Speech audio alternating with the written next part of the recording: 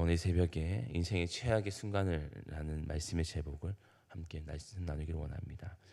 오늘 본문 16장에는 여러 가지 사건들이 함께 다뤄지고 있습니다. 이 모든 것은 결국은 다윗을 향한 공격이었고 또 다윗이 감당해야 될 많은 이야기들이었습니다.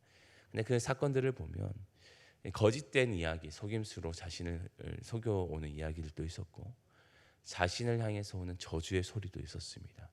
그리고 또 자신의 아들들이 또 자신의 후궁들과 함께 또 동침하는 또 마음에 참 흔들게 하는 많은 사건들이 오늘 다윗에게 있었습니다. 오늘 그 사건들은 다윗의 인생에 있어서 너무 충격적인 이야기였을 겁니다. 어쩌면 다윗이 받아들이기에도 참 버거웠던 일들이 아닌가 싶습니다. 오늘 그 말씀들을 보면 먼저는 시바를 통해서 들었던 내용인데요. 이 무비보셋이라는 다윗 그 사울의 왕권을 이어가는 자가 이 반역을 일으키는 거짓 이야기를 듣게 됩니다. 그런데 지금 다윗의 상태는 정신적으로도 육체적으로도 이미 쇠약해져 있었습니다. 어떠한 이야기가 들어와도 그것이 쉽게 무너질 수 있는 상황이었습니다. 그냥 거짓된 이야기를 듣고도 오늘 다윗이 그렇게 무너졌던 이유도 그중 하나가 아닐까 싶습니다. 자신이 이미 이제 과거에 자신을 도왔던 요나단과 맺었던 언약 때문에 이 이제 무비보셋에 대해서 긍휼을 좀 베풀려 했던 다윗에게 오늘 들려온 이야기는 그가 반역을 일으키려 한다라는 그런 이야기를 들으니 오늘 다윗의 마음이 무너지는 거죠. 자신이 신뢰했던 그 모든 것들이 자신이 베풀려 했던 그 긍휼들에 대해서도 이제 그 모든 것이 무너지는 순간이었습니다. 그래서 오늘 그 말에 넘어가서 자신은 시바에게 그 모든 것을 내어주는 그런 일들도 하게 되었습니다. 그리고 또 자신을 향해 오는 또 비난의 소리들도 있었습니다.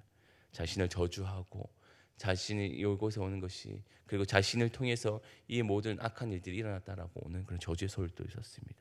그리고 아들 압살롬을 통해서도 들려오는 것도 자신의 후궁들과 동침하면서 이미 그 모든 왕권들에 대해서 능멸하고 또 거기에 대해서 반역하는 이야기들도 계속적으로 들려왔습니다. 어느 곳 하나 기댈 것 없는 다윗. 오늘 정말 맞고 또 맞아서 더 이상 일어설 힘조차도 없는 다윗이 오늘 딱 그런 상태였습니다. 그런 상황 가운데서도 오늘 우리가 특별히 눈여겨봐야 될 것은 그 마음이 어떻게 하나님을 향하고 있는지를 우리가 한번 주목해 보기를 원합니다. 특별히 5절에서 14절 있는 말씀을 통해서 함께 보려고 합니다. 먼저 우리 5절 말씀을 함께 읽어보도록 하겠습니다. 5절 말씀입니다. 다윗 왕이 바후림의 이름에 거기서 사울의 친족 한 사람이 나오니라. 헤라의 아들이요 이름은 시므이라. 그가 나오면서 계속하여 저주하고라고 이야기합니다. 자, 계속해서 저주합니다. 그가 저주하는 내용은 특별한 내용이 아니었습니다. 피를 흘린 자여 사악한 자여 가거라. 당신은 피를 흘렸다. 너가 피를 흘렸다. 즉 너를 통해서 이 사울의 가문이 다 망하게 되었다. 그래서 너는 더 이상 이곳에 머물지 마라. 우리에게 오지 마라. 너는 마땅히 너는 그 피를 흘린 것으로 통해서 대가를 치러야 될 것이다 라고 이야기를 합니다. 그러면서 하는 말이 네가 그 피를 통해서 너의 아들들에게 반역을 당해서 지금 또 그 왕권을 빼앗긴 것이 아니냐 하는 그런 저주의 소리를 듣습니다. 그를 향해서 돌을 맞기도 합니다.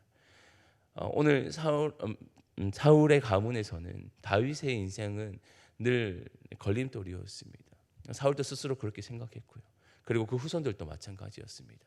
그가 이 사울의 가문을 몰락시킨 자라고 생각합니다. 그런데 우리는 성경 말씀을 통해서 잘 알고 있습니다. 다윗은 사울을 죽일 수 있는 기회가 있음에도 불구하고 그를 죽이려 하지 않았습니다.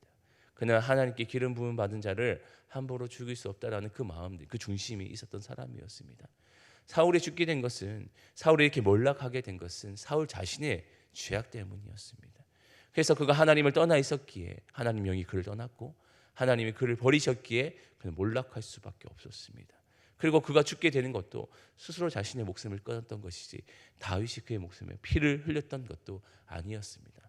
그러나 그를 바라보는 시선은 자신들의 생각으로 자신의 판단으로 오늘 다윗을 평가하고 있습니다. 다윗이 피를 흘리게 했고 그 가문을 몰락했다라는 그 이야기 오늘 시므이를 통해서 듣게 되어집니다. 저주의 말은 거짓된 것으로 포장하여서 자신을 공격해 왔습니다. 그리고 자신의 모든 아픔까지도 공격해서 오는 겁니다. 자신의 아들을 통해서 오는 이 반역의 이야기를 그 모든 사건을 엮어버려서 이야기하고 있으니 오늘 다윗은 무너질 대로 무너질 수밖에 없었던 것이죠. 그래서 오늘 그런 상황 가운데 오늘 다윗의 옆에서 있던 자들은 이렇게 말합니다. 왕이여, 제가 그 자를 쳐서 그를 베어버리겠을까요? 이렇게 말하고 있습니다. 그러나 그때 오늘 다윗이 하는 말은 뭐냐? 마치 예수님이 오늘 베드로를 향해서 하시는 말씀처럼 칼을 도로 집어넣어라 하는 말씀과 같이 이렇게 이야기합니다. 너희와 무슨 상관이 있느냐? 그가 저주하도록 내버려 두라라고 이야기하고 있습니다.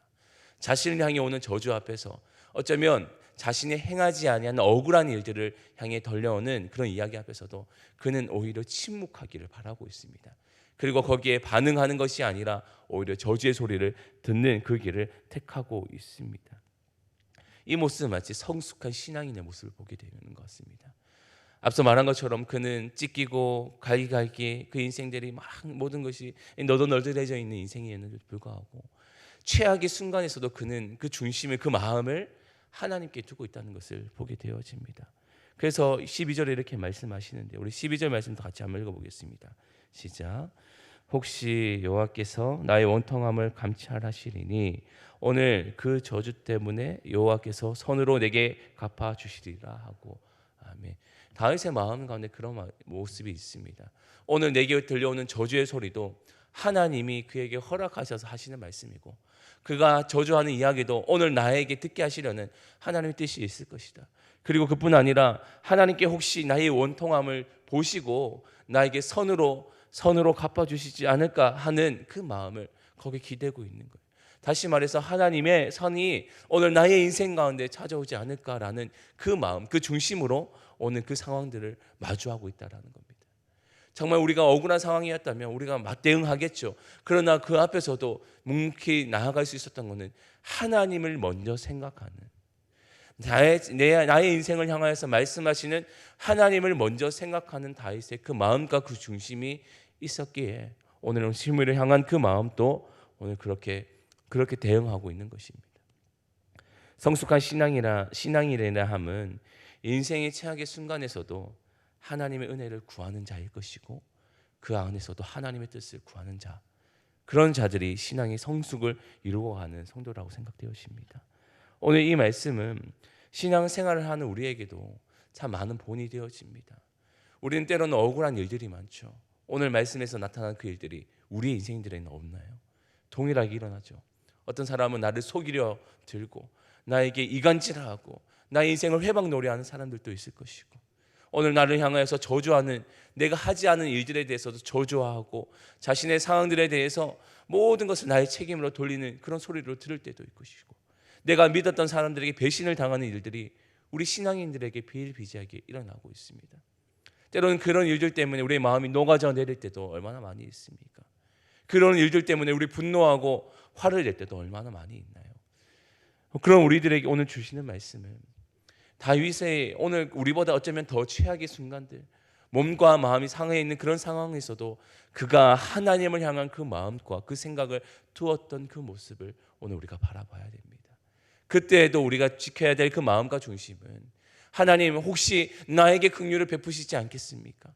하나님 나에게 은혜를 더하여 주시지 않겠습니까? 내가 침묵하고 묵묵히 하나님만 바라보면 하나님 내게 그 선을 갚아주시지 않겠습니까? 그 마음으로 살아가야 된다는 것을 오늘 잘 보여주고 있습니다. 우리는 때로는 그 모든 억울한 일들 앞에 누구에게 말하겠습니까? 우리가 말해야 될 분은 하나님밖에 없습니다. 우리의 상황을 잘 아시는 이도 하나님이시고 그 모든 일들을 선하게 이루어 가실 분도 하나님이시라는 것을 믿고 오늘 묵묵히 다윗과 같이 하나님 앞에 그 모든 것을 구하고 하나님의 은혜를 구하는 그런 모습이 있기를 원합니다. 인생의 최악의 순간은 언제든 우리에게 다가옵니다. 그럴 때마다 오늘 이 말씀을 기억하시면서 여호와께서 선으로 내게 갚아주시리라, 여호와께서 내게 선으로 갚아주시리라, 이 믿음의 말씀으로 살아가는 우리 모두가 되기를 원합니다.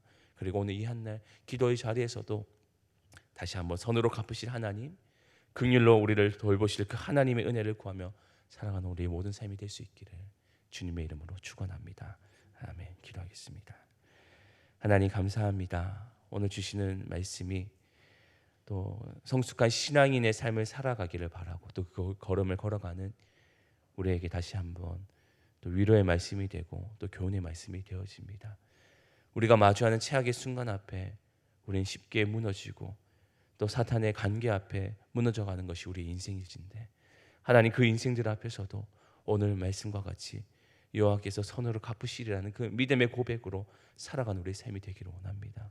하나님 때때마다 우리에게 그 은혜를 더하여 주시고 그 믿음으로 살아가는 삶이 되게 하여 주시며 우리의 인생을 선대하실 그 하나님의 손길만을 날마다 간구하며 살아가는 우리 인생들이 되게 하여 주옵소서. 우리 인생을 돌보아 주시고 하나님의 길에서 하나님이 주시는 위로를 덧입으며 살아가는 우리의 삶이 되게 하여 주옵소서. 오늘 이 한날 가운데 그 기도의 가운데서도 그런 마음을 더하여 주시고 하나님께 모든 것을 내어놓고 기도하는 이 시간들 되게 하여 주옵소서. 감사드리오며 예수님의 이름으로 기도합니다. 아멘.